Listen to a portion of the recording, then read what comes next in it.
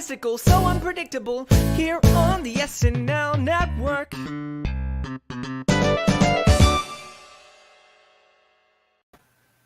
Hello, everybody. Welcome on into the Saturday Night Network's patron feedback show for week number 3, covering the Megan Thee Stallion episode of Saturday Night Live. It is finally time to wrap up this run that we had of Miles Teller, Brendan Gleeson, and Megan Thee Stallion. And we do that every single week by having our patron feedback show, the show where we co-host with our patrons who are wonderful supporters of everything we're doing at the Saturday Night Network. They come on, we answer questions about the previous week, and we look forward to the next. So it's always really great to get to hear some new voices on the podcast, 2 of which I'm very excited to talk to today. So let me introduce them without further ado. Let me bring on Eric. Eric, how are you?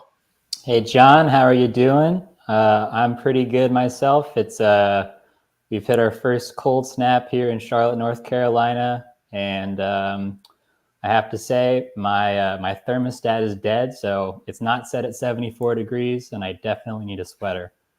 Okay, yes, maybe stolen, but I thought when you said cold snap, I thought that's what you were referring to as the breaks between episodes. So, the cold snap. So it's like Thanos snaps his fingers, we all disappear from the podcast until the episode comes back. So we'll be back with Jack Harlow in a week. But yes, Eric, very glad to have you. I always see you in the chat, and I know you are a big fan of the data, so it'll be very fun to get to talk to you today about all of the questions we have from this previous episode. So thanks for joining us.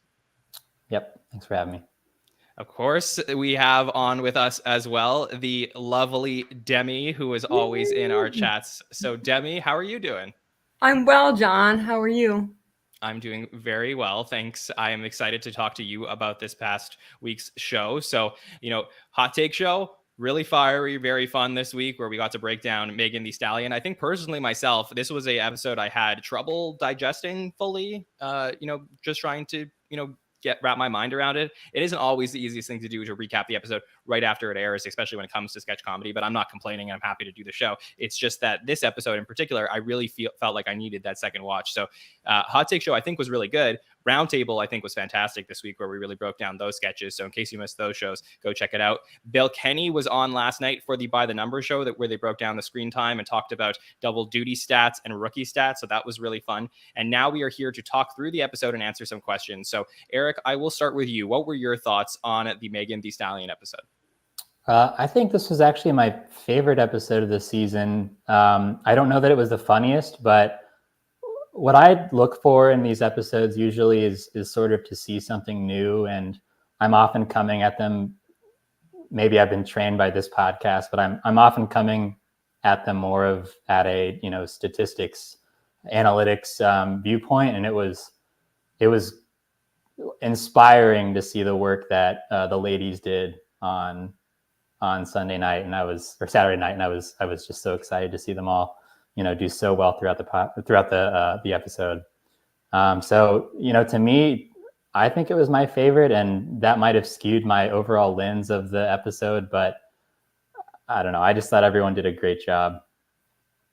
I think that's a really fascinating take, because if you look at the show the way that I know that you look at it, Eric, which is like a little bit like sports statistics, it's like watching, a sport and seeing something that you don't get to see every night. It's something that's different. And whether that was because we had a, diverse hosts and we used our diverse cast in a way that was a little bit different, I could certainly see why that would lead you to feel like this episode was your favorite. So that totally makes sense. Demi, how did you feel about this episode? I felt really great.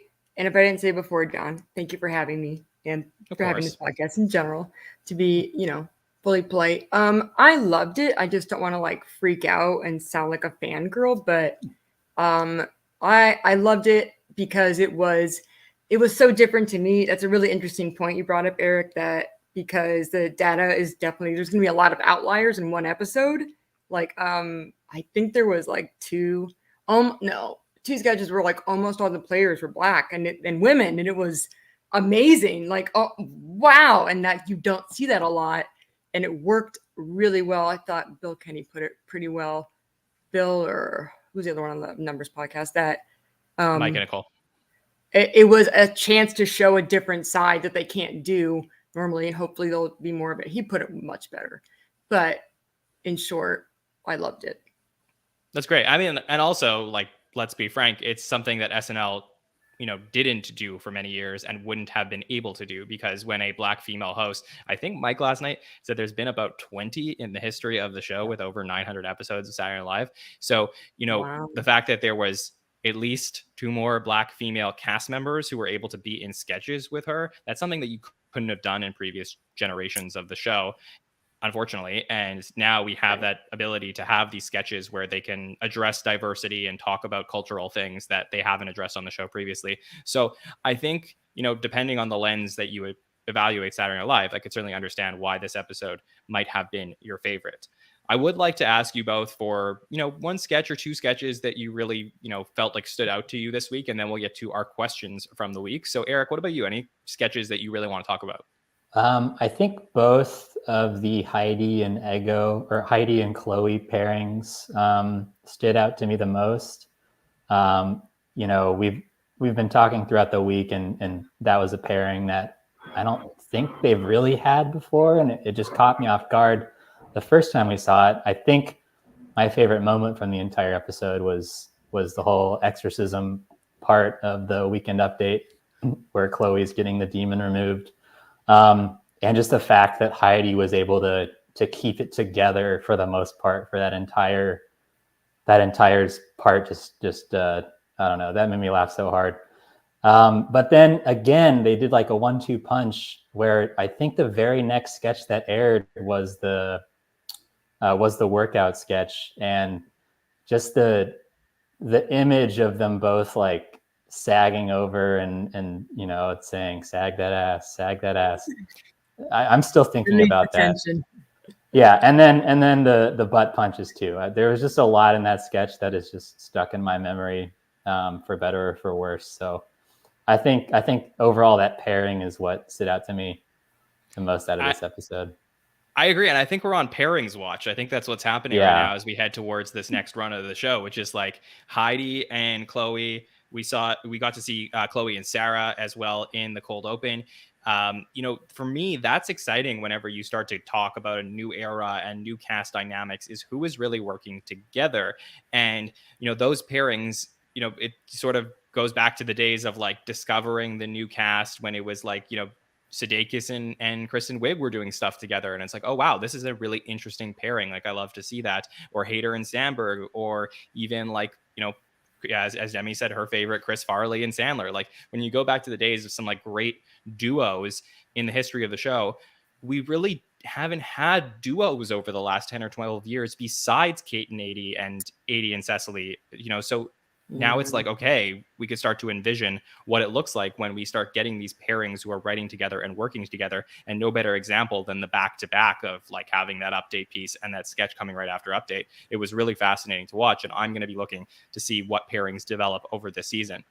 Demi, what do you think? And, what sketches stood out to you this week? So the sketch that had me hitting my couch the hardest, because I was laughing, I was like, someone needs to know this is funny, was Hot Girl Hospital, for sure. Okay. Like it was played so well and so committedly. Like it was so funny. And then I think when Megan grabbed Heidi's face and like smashed her, she's like, "No, ma'am, you can be a bad bitch soon." And it's like, and that sketch was the first time in a long time a cast member has come out to applause. So when Heidi Gardner came out with her big butt, whatever, like people started cheering before she turned. I haven't seen that in a while for a cast member, where people start applauding just because they come out onto the scene. You know what I mean? Do you know what I mean? Did you notice that as well? Yeah, I did notice. I think that was this line. It's giving. Thank you. Yeah, and that was like right prior to that line. I think there was a lot of cheering going around for Heidi. So yeah, no, I noticed the same thing, and I agree. I think that, so one of the, I sort of like, look, Hot Girl Hospital wasn't necessarily for me. I admit that. That's fine. So did, yeah, and Higgins did a great job of saying why, but I'm not going to read it. So yeah, exactly. I'm not reviewing the sketch necessarily, but what I will say is, like, I think that, like, to go back on some of the complaints maybe I had about like sketch placement in this episode, which I do think like there's a lot of sketch stuff I would have like swapped. I do love that the Hot Girl Hospital was so high energy up front. Yeah. I think that was what was different. It was really like almost jarring about like how like back from commercial, it was like bam, bam, bam, bam, bam, like how quickly they like went with everything, which was really cool. Like I think that was a good thing. The sketch itself, I don't know if like, anyways, I'm not allowed, but I thought it was 10 of 10. Yes. So. Exactly. But regardless, I am very happy that this was in there. If this was something, to me, this is probably the strongest sketch that they felt like they had with regards to like Megan's style. I think that was my biggest takeaway from the week is like, yes, this was the Megan sketch, yes, as if this was the Megan Thee Stallion sketch show. So, yeah, anyways, so more sketches that I'm sure we are going to talk about when we get to our questions, but let's do that right now. So we got a ton of questions into our patron feedback show. As always, if you want to send in your questions for these shows, we try and read almost all of them if we can, unless they're like absolutely ridiculous. But I put out the ones I filter through, and I put out the ones that I think will make the great discussion points. You can always fill out your questions to the form that we post on Twitter, which I'll post the day before and also right before the show again. And then also on our Instagram stories, we'll put up a story and you can always answer those as well. Our patrons can also answer them on Patreon. All right, let's get to these questions. And we will start with this question from Kylie, who's been sending a question every single week. So thank you, Kylie. Kylie, this is going to be a tough one. Okay, we'll see how many we can do with this.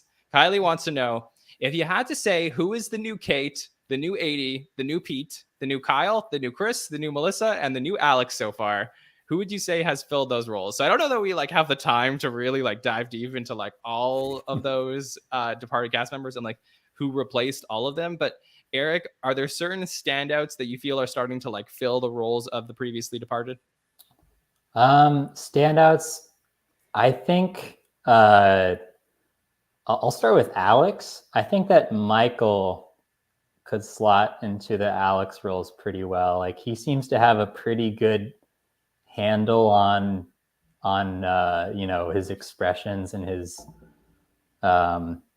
I guess his tone, and that's something that Alex did almost better than anything. So I think that Michael as Alex works pretty well. That was the one I'm most confident on out of any of these. I think Kate, I could see maybe Sarah or perhaps Molly even slotting into the Kate roles. Those are both some bigger personalities, you know, based on what we've seen so far. I don't know that Sarah has the impression chops that Kate had, but I don't remember if we've seen anyone play an old white man since Kate has left the cast. And Sarah was the first one. So, you know, I think that's already a point in her favor there. Yeah, I'm surprised you didn't say Michael as Pete, because that was a lot of the discussion. Well, yeah. Not Devin as Pete, for the record, but Michael as Pete. Yeah. I mean, I thought about Michael as Pete, but I just, no offense to Pete, but I never thought he was a great sketch performer. And I don't want to put that onto Michael before he, you know, really finds his legs, and I think he is finding his legs pretty quickly. So, yeah, that was my only hesitation with Michael as Pete. But I do think from a stand-up Weekend Update desk perspective, that comparison is definitely valid. Okay, Demi, do you have any replacements from the people who have left? I do not. I do not think anybody replaces anybody, and this is the reason. This is my reasoning. So the guys that are onboarding now, they didn't grow up watching Kate McKinnon. They grew up watching like Farley or Sandler or Hader. Like you got to go back like maybe 15 years. Like I think more Hader than Farley and Sandler. Okay, yeah, I'm all right. Different. It's a wider gap. I get it. But like they didn't grow up watching the people we're used to that left like 2 seasons ago. They grew up watching the people that were on the cast 10 years ago that probably helped form their comedy identity more so than a cast member who just left. So if you're gonna look at people that are replacing, I mean, which I will not make any assessments on that, because I think it limits how you look at the show. If you expect someone to fill a role, like that's me, but I mean, I would go back like 15 years and be like, all right, who were they? Because I definitely hear Chris Farley in Molly Kearney. Am I pronouncing that right? Molly Carney, I think. Yeah. Carney. Okay. Or Meat Brick, I guess, is her comedy handle, but or something. But so I can hear Farley in that because it's more probable she grew up watching Tommy Boy over and over again. I'm hoping you guys have seen Tommy Boy, right? I'm not that old. Yes, I have. Yeah. Great. So that's my answer on that. Yeah, I would agree. I don't want to cop out for the answer but I don't think it's a simple one. I don't think it's as simple to say like this person is exactly. I think it's a lot easier when we starting to get to know the new cast members to say like in the history of the show, who are we getting familiar vibes from?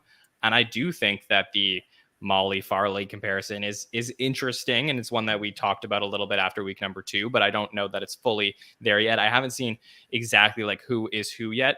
The only thing that sort of stuck out to me, which I think is an interesting thing to talk about, is Heidi sort of becoming the new Kate. That's something, I was thinking about with regards to, when there are political impressions, finding a way for Heidi to get in there, really filling up the stat sheet every week. Like I sort of feel that, though the show is definitely becoming people like Ego, who had the biggest night of the entire season, probably last week.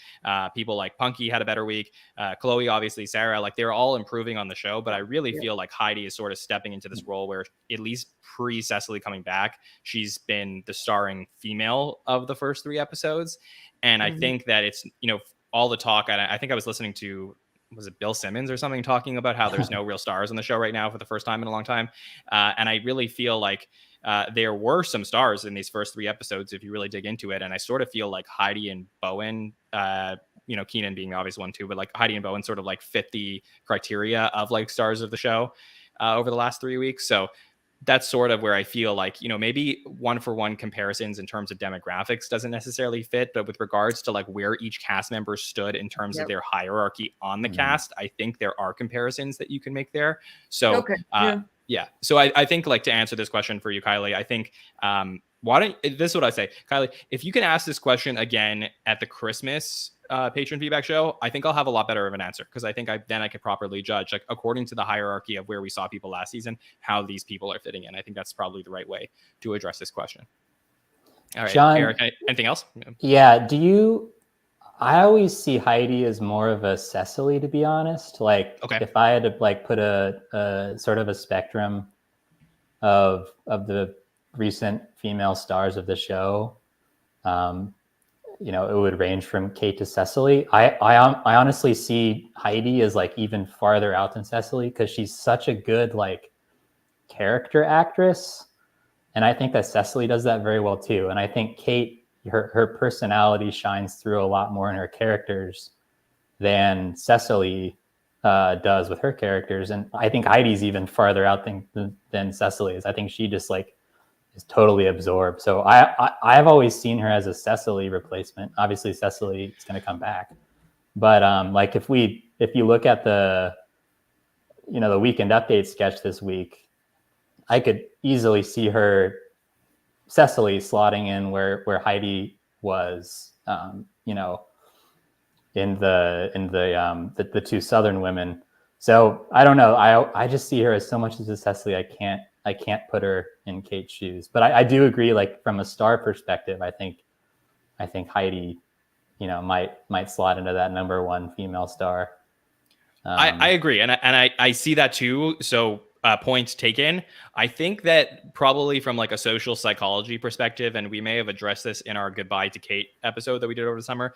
I think that Kate's never got rid of the whole Kristen Wiig comparison thing, where Kristen basically was on the show for so many years, where she was the star, at least like not only just of the show, but also of the women of the show for like so many years.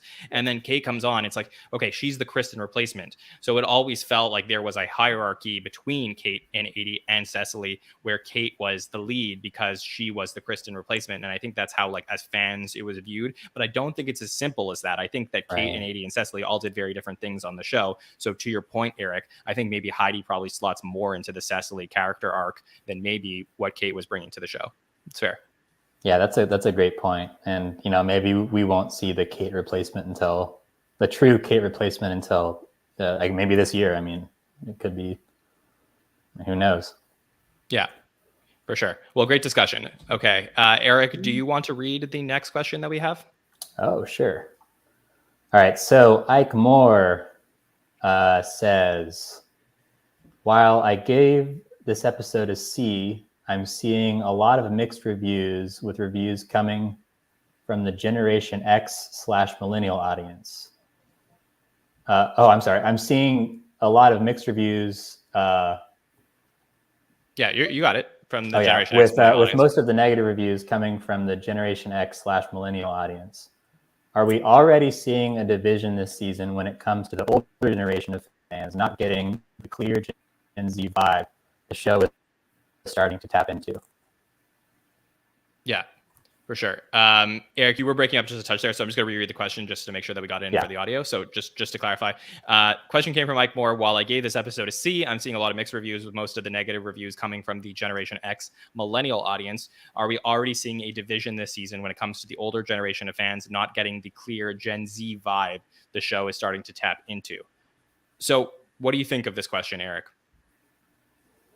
Well, I mean, as a 29-year-old, I feel like I'm almost pretty close to being on that millennial Gen Z divide. So I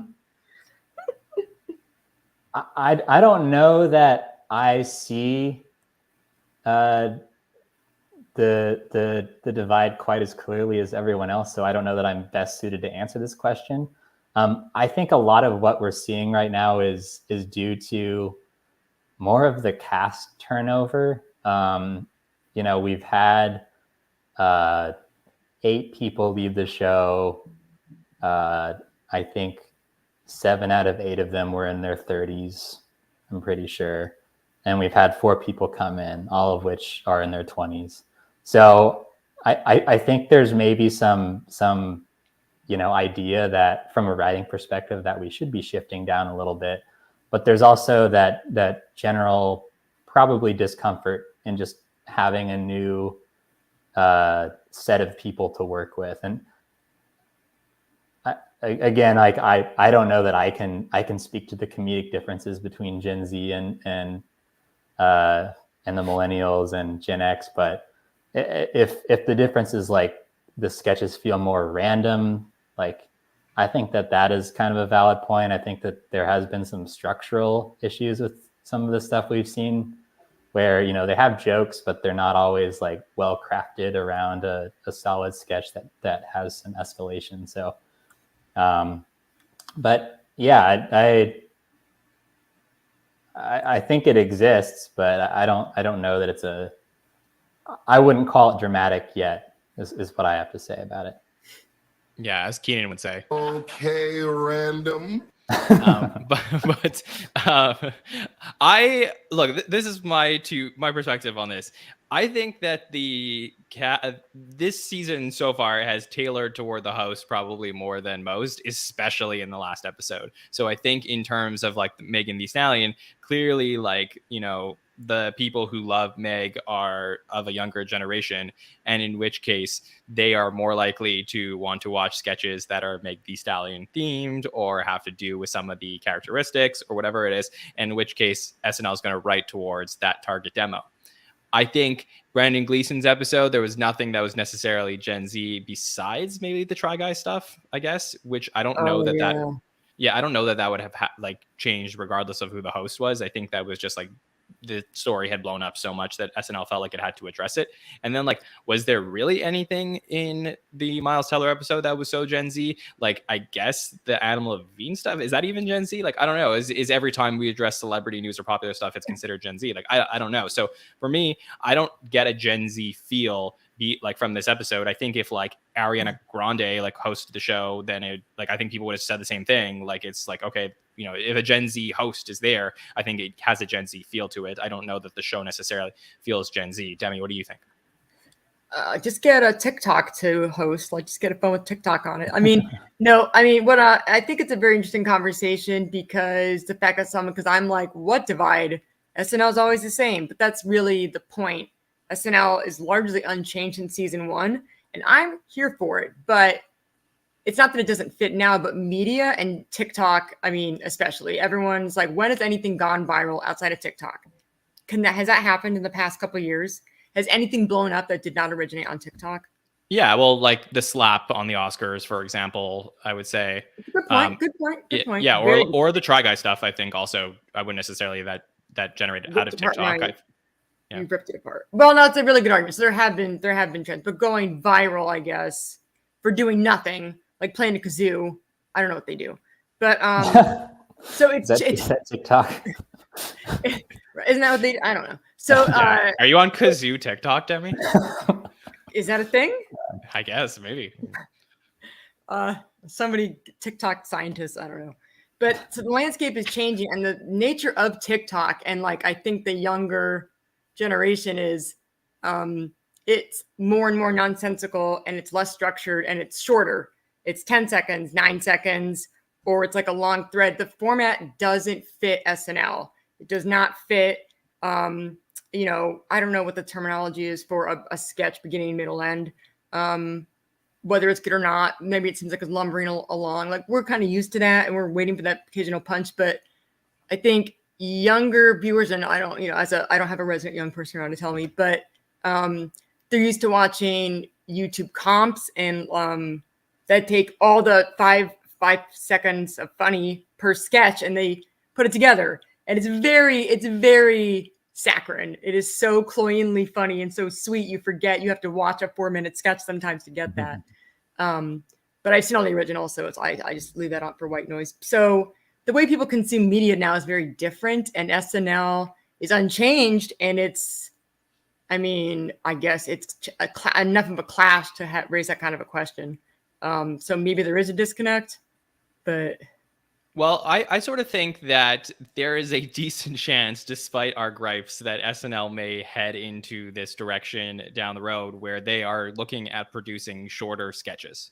I think that is something like, I think you could probably ask this question if like we start to see, okay, instead of 9 segments in the show, we would start to see 12 or 13 because the sketches have become much shorter, where between commercial breaks, we're getting 2 sketches in a pre-tape for every single act that we have in the show, which I think could potentially be what the future of this show is, post 50, post Lorne, whatever we're looking at down the road, is like, young people, like they want a funny idea and they have a kernel of a funny idea and they're going to produce it, and it's going to be like 2.5 minutes, and like that's it, and get in, get out. I sort of wonder if like that's something when we're talking about changes in the show long term, we have to consider. Yeah. I mean, yeah, Eric? Yeah. I think you're onto something, John, and like it kind of makes sense with what we are seeing in the sketches, where maybe we're at that awkward transition point where they have these like short video ideas, but they need to they feel the need to draw them out into these long 5, 6, 7 minute sketches, because that's what they're used to doing at SNL. And maybe if we can shorten the sketches, it could work out for the better. As far as like YouTube ad revenue goes, is there a difference if the sketch is 2 minutes or 5 minutes on YouTube? I don't know how that works. So there'll be a difference if it's over 8 minutes. Yeah. So if they have like 22-minute sketches, that might work out for them from a financial perspective. I'm sorry. No, go ahead. No, go ahead. Yeah, no, it's good. But I also just, before you jump in, Demi, I just want to say, like, I don't think that they're looking like YouTube ad revenue. I'm sure like they're happy to take it in, but like, I don't think like that's their bread and butter. So like, I don't think they're. Yeah, but it's a pro. I mean, for sure. Yeah. Demi, anything else on this? I mean, they're always going to be, if it's a live show, they're going to be constrained by costume changes and set changes. Like you can't have 10 2-minute skits and have a full set and costumes every 2 minutes and have the same people. So it would just require a high level of choreography that may not be compatible with a live broadcast. So you'd have to have maybe more pre-tapes, like you said. But I think the host is Jack Harlow an Xennial or X-Man, or I'm sorry, Generation X? No, he's Xennial. I think he's 24. Yeah, he's 24. Yeah. Is that too old? No, I think he qualifies as a young person. So I think that. Oh. Yep. I guess we'll see. I look. I don't know. I don't know what Yeah. But let me just say one more thing, and then we'll move on to the next question. I think like that's the point. Back to Ike's like original point, which is like when the divide starts happening. Like once we start getting sketches that are like all 2.5, 3 minutes. Which, by the way, I don't personally mind. But if that's the case, like I think that's when like the curmudgeons in our community will start like coming out of the woodwork and start being like, SNL is not the way that it originally was. We used to have great 5, 6, or 8 or 10-minute sketches. Like I think that's when we'll start to see that. So I think Okay. Longer sketches. Yeah, I think there More will be ambiguous people that will- endings. Yeah, More Star Trek sketches. exactly. Yeah. Okay, let's take this next question from Fred. Fred Akansu asks, do you think there have been any specific reasonings or methodology for the ordering or which episodes to have new cast members on Weekend Update? Example, Longfellow first, and then we had Marcelo, and then we had Devin, and saving Molly potentially for last, especially since they're likely using bits from their existing stand-up shows. So, Demi, would you put anything with regards to like the order that they put these first 3 and potentially 4 in? Not really. What was Longfellow's again? What was Longfellow was Longfellow's bit was give me 2 seconds. What did he talk about? It was related to Julia Sweeney being criticized for her parents' views. No, not Julia Sweeney. No. Oh, was it not Julia Sweeney? Was it Not Julia Sweeney, but it was like he was. Yeah. Julia Sweeney is the but- former cast. You mean Sydney Sweeney? Yeah. Oh, Sydney Sweeney. Oh, geez, yeah. Yeah. Not Julia Whatever. Sweeney. Julia Sweeney. In person. Yeah, not Pat. Really crazy. Right. But yes, you're right. Thank you. Totally blanked on that one. But yes. So Demi, would you put anything towards the production decision to put them in a certain order, or do you feel like there was just that's the way it was? Not now. I was gonna say the funniest, but we don't remember it, so I don't. That's not saying anything necessarily. But I just don't wasn't know. prepared for the question. I wasn't either. Yeah. I don't know. Do you? I don't necessarily. I think it was probably the truth is like, okay, I think that everything was like written and then it needed to be polished by somebody who worked at SNL. So I think like a lot of this stuff is ripped directly from their stand-up, and then they'll work with like some writer who's like, okay, I think like this will work better for the SNL stage. And I think it just so happened that like Michael's like was ready to go for week 1, and then it was like, okay, now let's get Marcelo on. Let's get like, I don't know what was in their minds specifically. Is it like just pure coincidence that like there was a black female host and they decided to have the black newbie be the one who was on this episode? I don't know. We haven't heard necessarily that Marcelo was cut from Weekend Update the first week, or that Devin was cut from Weekend Update the first or second week, or that Molly was cut from Weekend Update the first, second, or third week. I think they just ended up being like they were there when they were ready. So I assume there's some level of decision making here, but I don't know if it's specifically about like, oh, this is the order we want them in. Eric, any theories? I think that Michael and Marcelo were both news related in a way, like they connected it to a piece of news. Michael had the Sydney Sweeney, relation, and I've listened to some of his stand up. And a lot of it does talk about his conservative family. So it definitely fit his bit. But I also think that they have the most confidence in Michael right now. Like I think, has had the most appearances and sketches. Maybe Devin now, who added like a crazy night. Yeah. Okay. Yeah. Well, the 2 weeks prior to that, he had the most. So, sort of holds. But to your point, they also had a sketch that was cut from the show this week, which was part of Michael's stand-up, which I believe if you could find it on YouTube, where he does the stand-up piece about a guy who dies at a water park, and they're deciding, the lifeguards are deciding how to get the body down from the top of the water slides, and they don't want to take the body down the stairs, so they want to like push him down the water slide. Man. Yeah. And he turned that into a sketch featuring Michael and James Austin Johnson and Dismukes and Meg this week. So that was cut actually from the dress rehearsal. And that's the first time that we've seen specifically a showcase sketch for any of the newbies this season. So it seems like they're so far, though Devin had the like crazy night, I think Michael has shown to have a little bit of a leg up. So that's on YouTube. That's not on YouTube. That was cut from the dress rehearsal. It's okay. not out yet. Oh man, I love to see we that. may see it. Bring it back. Yeah. Yeah. But I will say the stand-up bit that he talks about that as like part of his stand-up is on YouTube. Okay, gotcha. Yeah, and then Marcelo had he had the baseball tie-in. So I mean, baseball playoffs go on for months, so not really, but a long time. So they could have brought that in at any point, but yeah. Yeah. Okay. Then let's take this next question from Thomas. Demi, do you want to read this next question? Yes. From our friend Thomas Senna. All right. What has been your favorite weekend update piece so far? And do you think it's been a good idea to have the new cast members do update pieces in each of the first 3 episodes? Okay. Let's take that first part of the question because I think it goes hand in hand with what we just spoke about. So what has been your favorite weekend update piece so far? So now we know the first one was about the conservative parents. We remembered that. The second one was more about baseball. And Devin's this week had a few different parts to it. But Demi, did you have a favorite? I mean, I like Marcello. Is it Marcello or Marcelo? Marcelo, yeah. Marcelo, thank you. Because it was just classic, like screwball, totally committed. It was just funny.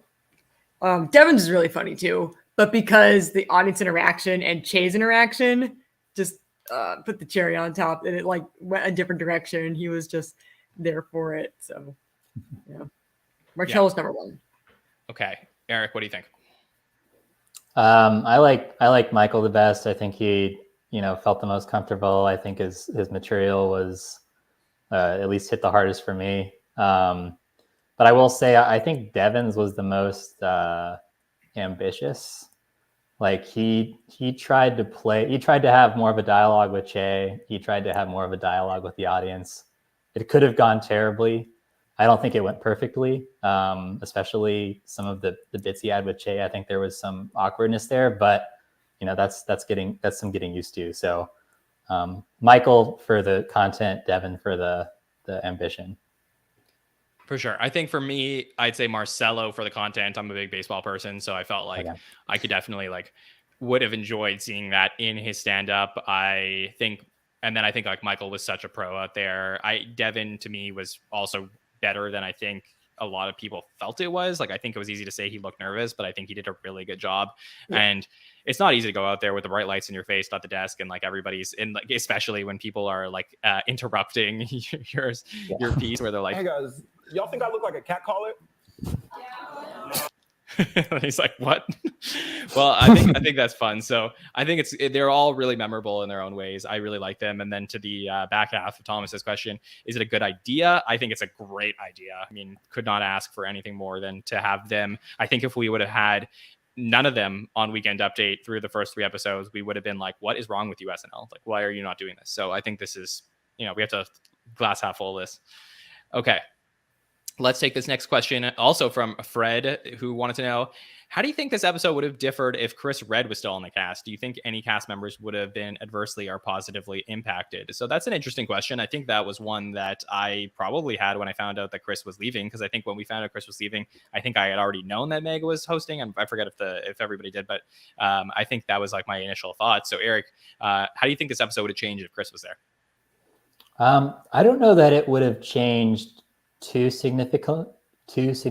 I think they had the idea that this was going to be the episode about the women, especially the Black women on the show, and I think he might have slotted into some of Devin's parts, maybe in the school sketch or in the hospital sketch, and I do think he could have appeared on We Got Brought. Like he definitely could have been one of the friends who got brought, and maybe they could have done a bit more rapping with him and Megan Thee Stallion. So I think that would have been a plus to that sketch, but I don't know that it would have been a huge difference. I think in other episodes of the season, he would have definitely brought an impact, could have made them a little better. But I think in this one, it wouldn't have been as high an impact as we might have thought.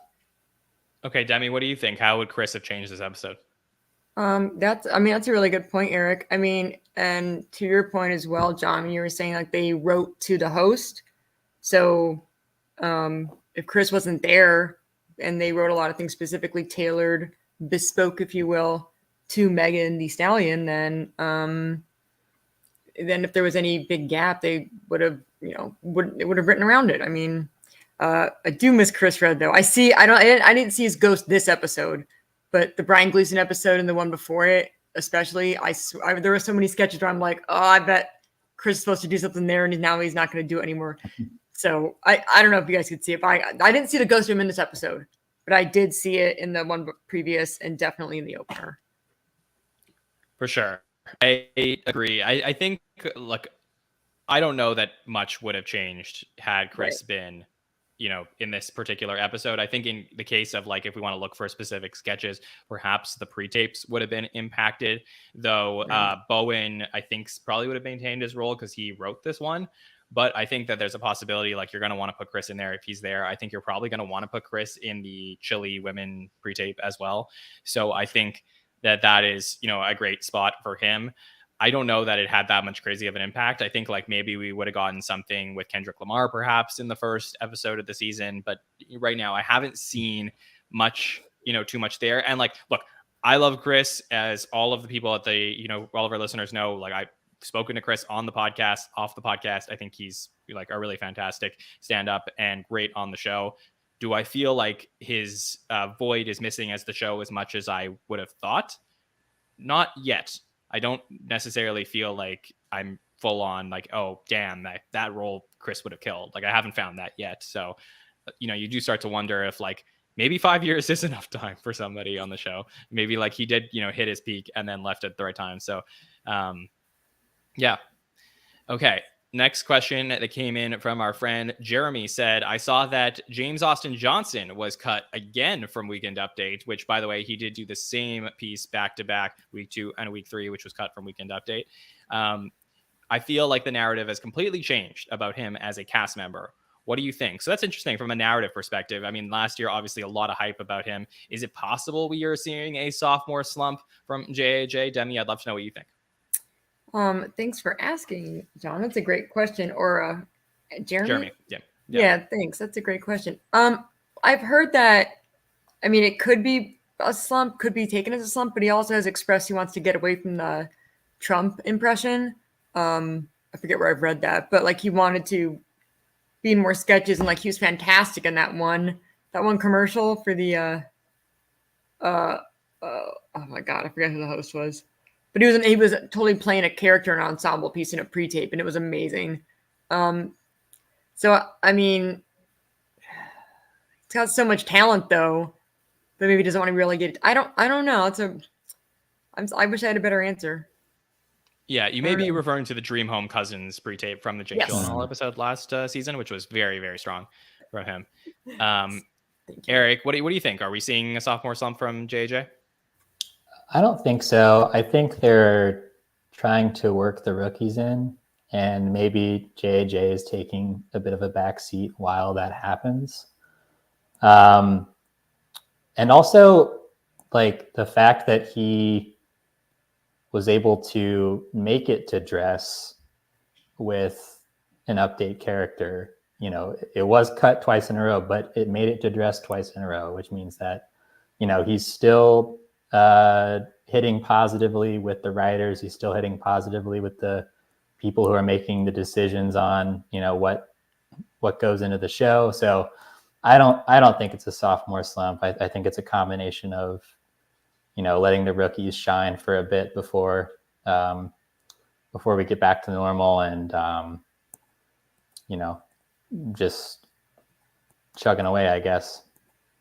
I think it's way too early to pass judgment on JJ's second season on the show. I think, the piece that he almost got an update for the last 2 weeks, I believe he was playing himself as impressions. So basically he was playing a version of JJ who was doing all these impressions, if I understand correctly.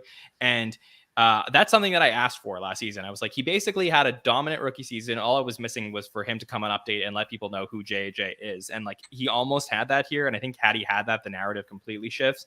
But I think it's too early to judge with the midterms coming up in a little bit. I think he's going to be a major part of the show throughout November and December with the midterms. So like, I think if we, again, like if we talk about this after 7 or 8 episodes and the JJ screen time is down tremendously, then I think we could start looking at like what's really going on over there. Like, is it working for him?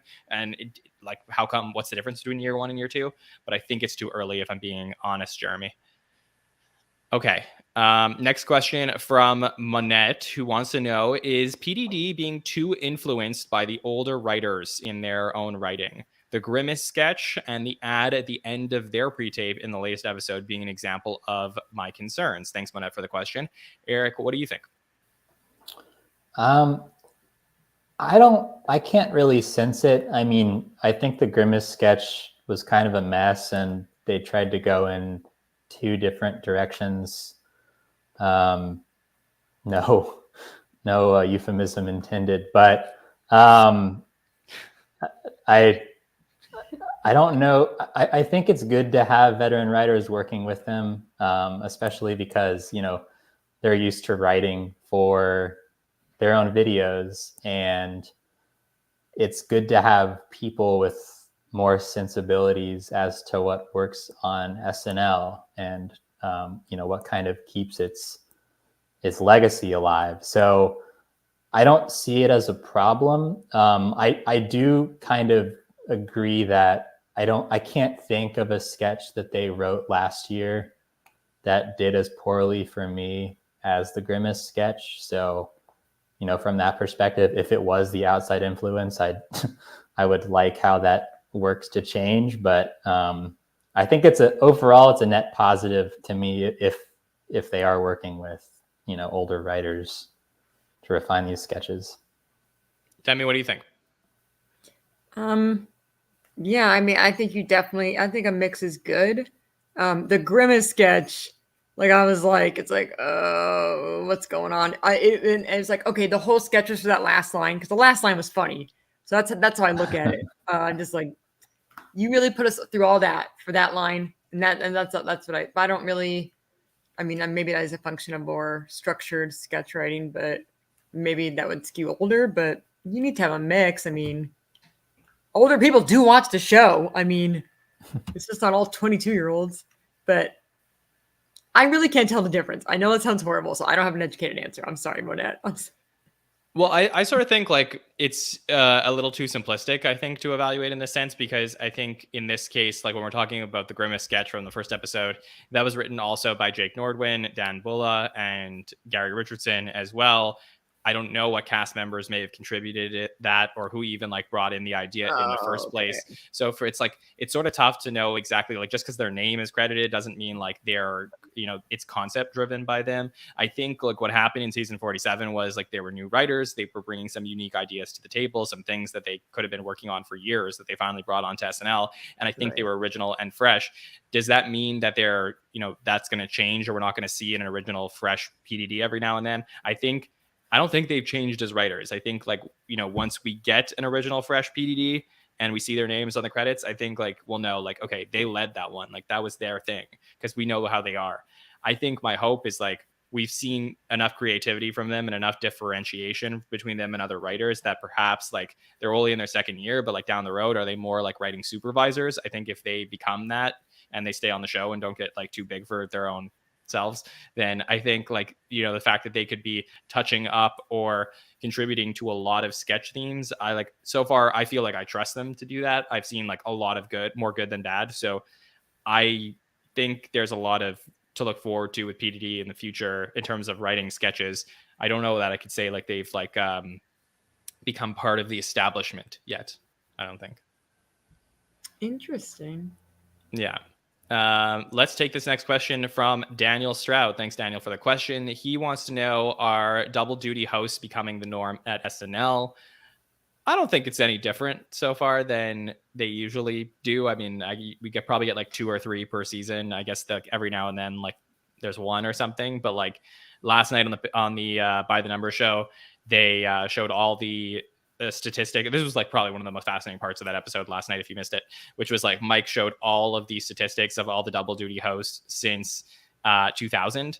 And I think he said like 28 out of 31, if I remember correctly, had previously been on the show as a musical guest before they were booked for double duty, which was a question we were asking ourselves on the roundtable, which is like maybe less that they're going for double duty and more like they want familiar people who understand the process to like come in and host the show. Do you guys agree with that? Partially. Okay. What part don't you agree with? Well, they have to be willing. I'm sure it's like I'll do it. I'll do it. So I'm sure they have people on deck that meshed well, got along with the cast, and said like, I want to do it. I want to do it. I don't think that explains all. We're all downsizing. We're all doing less with more, including SNL hosts. So yeah, exactly. I guess they could save more money in the budget. They're not immune. Inflation's hitting everywhere. Yeah, exactly. Eric, what do you think? Yeah, if I'm gonna see someone musical host SNL, I actually prefer them to also be the musical guest. It gives me a better idea of who they are as an entertainer. So if they bring on more musicians, I would like them to continue to be double duty. Yeah, that was interesting. And I think I forget where it was. I may have mistakenly said that Adele was double duty a couple years ago, but like, yeah, Adele brought on her as her musical guest, which is like, yeah, it's like, why didn't we see Adele do double duty? Maybe she didn't want to, but I love that, by the way. Yeah, it's totally opposite of you, Eric, but I loved it. I thought that was super cool. Her was fantastic. Don't get me wrong. I totally agree. I just think that in the case of like, I agree. I mean, it's fun to see the musician do double duty. I don't know that I have a full opinion on like which one I prefer. I just think it's like every now and then it's like fun to switch it up. Do I love that they're doing like 2 double duty in a row? Like it's cool statistically, but like doesn't mean anything to me as far as like I would have preferred like 2 headliners, I think. Okay. Next question, also from our friend Ike, wants to know which potential cast member pairings can we see going forward. So we talked about pairings before a little bit. Let's do some quick pairing watch again. So I think Heidi and Chloe is a pairing to keep an eye on. I personally want to see Sarah, Molly, and Andrew just wreck shop like Sandler, Farley, and Spade back in the day. Okay, so let me Ike, if you don't mind, I'll pivot the question this way, which is like, is there a pairing we haven't talked about that we want to see more on the show? So Eric, any pairings from the cast that you would like to see more on the show together? I feel like we got some brief Andrew, JAJ pairings last year that I think could work pretty well. We got them in the Roe v. Wade cold open with Cumberbatch. We got them in the it was like the funeral sketch where they throw the body over the cliff. I'm pretty sure they're paired up in that, and that worked pretty well. So I think that would be a good pairing, and I think that Andrew could really bring the non-impressionist more out of JAJ. Like, because Andrew is like such a. I think Andrew is such a good like sounding board almost. Like, I think he brings out the insane in people more than anyone else can. But yeah, I would love to see that more. Demi, for you, any pairings that you would love to see more? Nope. Besides Sarah and Heidi, like that was a really good one. But I no, that was really good, Eric. Like that was a really good, interesting. Mm-hmm. I would say Andrew and Michael Longfellow. I think I'd like to see more of. For sure. I think that's a fun pairing we heard about. And give me Ego and Bowen. I mean, there was so much talk previously in previous years about the two of them together and stuff. And we haven't really seen that yet this season. So like, I think we got it this episode, kind of in the pre-tape. I guess, yes, that's true. We did get it in the We Got Broad. So that is fair actually. But in terms of like live sketch stuff, we haven't seen that as much lately. So I would see that for sure. I see Molly and Sarah in the chat as well. Mikey Day and Michael Longfellow, Marcelo and JJ. So yeah, it'd be fun to see which pairings do pop up. Okay, a couple more questions. Let's take this one from our friend Haley. Welcome back, Haley. Glad to get a question from you. Haley says, do you think that Sarah will be able to get a gory or graphic sketch on the Halloween episode now that she's been in the cast for over a year? I think this was a big question going into last season's Halloween episode, is where we're going to get some Sarah gore. Demi, what do you think? We'll get more gore. I think we'll get more, but I don't think we'll get Sarah Sherman level. I think that's my tepid response to that question. That's fair. Eric, what do you think? Yeah, I would say 20-1 odds that we get a Sarah Halloween sketch. We get, maybe we get meatballs in her eyes. Who knows? For sure. How about we better get some Sarah Sherman on Halloween? I think that she was built for this episode. This is her bread and butter. So I don't think that Jack Harlow, even though his last name is perfect for the episode, Halloween, is the, it has anything that we've seen, any evidence that like the episode is going to be Jack Harlow themed. Like Meg, I think, had enough of like a brand and personality that we felt like that. I think like Jack Harlow, though he is like, I've seen dynamic stuff from him, I don't think his personality is necessarily as strong as Meg's, in which case I'm not as worried about the episode being so Jack Harlow themed. I think this is going to be more like Halloween centric with Harlow there, and I think like that's why I am looking forward to this episode. So for me, I think there's a big opportunity for Sarah to do something big at Halloween this year. Yeah, could get a jack-o'-lantern though. Yes, that's it's right there. This is all right there. That's another great one, Eric. I love it. You were made for podcasting. Okay. Then our final question comes in from our friend in the chat, Victor I'm Alive Higgins. Victor wants to know, who do we think will introduce Jack Harlow's musical performances? So this week we had Bowen and Keenan. I think I did correctly predict Bowen. I did not correctly predict Keenan, but I'm going to ask you both to predict who will be introducing Harlow's performances. Eric, what do you think? I knew almost nothing about Jack Harlow until this was dropped. I mean, I had heard the First Class song all over the place, but didn't really know who he was. So I watched some of his Fallon interviews from last week or a few weeks ago, and it seems like they're really tight. He like co-hosted a Fallon episode with him. So I'm going to say Jimmy Fallon introduces him and maybe appears in a sketch. Who knows? Whoa. Okay, that's my bold prediction. What? That's pretty good. Just one. No, just one. Not both. Okay. Do you want to make a call for the other one, or you're good just putting out the film and leaving it there? Yeah, well, I can't go higher than that. So. Okay. Demi, what do you think? Sarah? I don't know. That'd be really cool. I don't. That's it. You guys call it. Whoever called Bowen called it. Somebody else called Keenan too. Yeah. In the chat, I remember, and I was like, oh yeah. They called it. So it's like, I'm just going to say Sarah, and that's it. Can't be crazier than Jimmy Fallon. Oh, right. I like the Cecily answer, actually. Victor Higgins said Cecily. I was going to say that one. I promise I was going to say Cecily. Yeah, because she'll be back. That was a tee up. Yeah, so I promise I was thinking Cecily for one of them.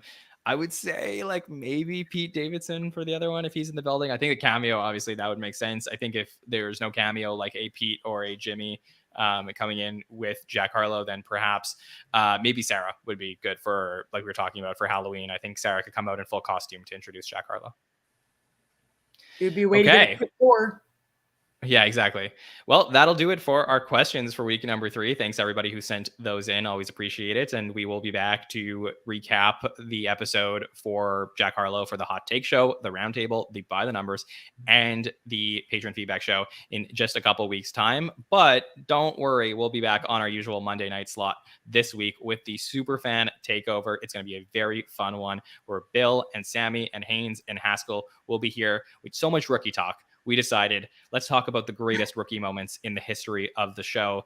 the rules were very clear. They could only talk about people in their rookie season. So if there was a cast member who was only around for the first, the last like 3 episodes of the season, that's the rookie season. So there were some tough moments. I think they came up with a consensus top 5 rookie moments at the end of the episode, if I understand correctly. So that will be on Monday at 8 p.m. Eastern on our channel. And then, of course, we'll be back with the Hot Take Show next Saturday night. Eric, thanks so much for joining us. Do you have a plug? Where can the people reach out to you? Yeah, thanks, John, for having me. So I just started a Twitter account called SNLytics. That is SNLYTICS, where I am posting some primarily YouTube-related SNL analytics currently. I might expand to Twitter and Google Trends. We'll see how ambitious I feel. But yeah, you can follow me there on Twitter and Instagram, and I post to Reddit as well. So, yep, that's my plug. Awesome. Very happy to have you on the show, Eric and Demi. It's always wonderful getting to talk to you. So where can the listeners check everything out that you got going on? Do you have any social media plugs? Oh, thanks again, John, for having me. I'm really just a fan. I don't even I have different personalities on all my social platforms. That's okay. That's my life. I'm just a fan. Okay, well, say hi to Demi in the chat then, because she is always in our chat. So it's great to get to talk to her. This is great. Well, we appreciate it. All right. Well, thank you for everybody for joining us a little bit earlier today on this patron feedback show. There'll always be different times on the Thursdays, depending on which patrons are on. So we'll let you know on social media when to find us for this show. But I appreciate everybody coming today. And thank you to Eric and Demi. So for everybody at the Saturday Night Network for these last 3 weeks, I just want to thank really just everybody for joining us and coming back to us in season 48. You never know, new season opens, we open the door. Hey, is our friend still here? Everybody came back, and we appreciate our community for being a part of this with us, this journey that we're on for the next several months as we make our way through season 48. So for everybody, we would like to thank you for joining us today on our patron feedback show. We will see you next time.